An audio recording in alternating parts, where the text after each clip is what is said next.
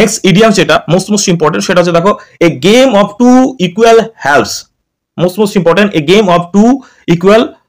Helps মানে কি? এটার মানে হচ্ছে a sudden change in circumstance, মানে পরিস্থিতিতে হঠাৎ পরিবর্তন, মানে হঠাৎ করে মানে পরিস্থিতিতে পরিবর্তন হওয়া। এটার পেছনে যে ইতিহাসটা রয়েছে বা গল্পটা রয়েছে এটা তোমাদেরকে বলছি, খুব ইন্টারেস্টিং একটা মানে এটা কোথা থেকে আসলো দেখবে, যারা ফুটবল খেলা দেখো বা ফুটবল খেলো,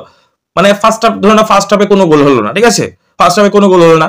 আবার দেখো সেকেন্ড হাফ আসলেই কিনা পর করে 3-4টা গোল দিয়ে দিল কোনো একটা টিম, তাহলে কি ফুটবল খেলায় যে পরিবর্তনটা সেটা হঠাৎ করে পরিবর্তন হয়, তাই না? মানে বোঝা মুশকিল যে আবার কি হয় লাস্টের 30 সেকেন্ডের মধ্যে একটা গোল হয়ে যেতে পারে, মানে পরিস্থিতি যে কখন চেঞ্জ হবে বলা খুব মুশকিল, যেটা কিন্তু ক্রিকেটে হয় না, ওরকম করে কিন্তু হঠাৎ করে পরিবর্তন হয় না, সময় লাগে, যেটা কিন্তু ফুটবলে আমরা দেখতে পাই হঠাৎ করে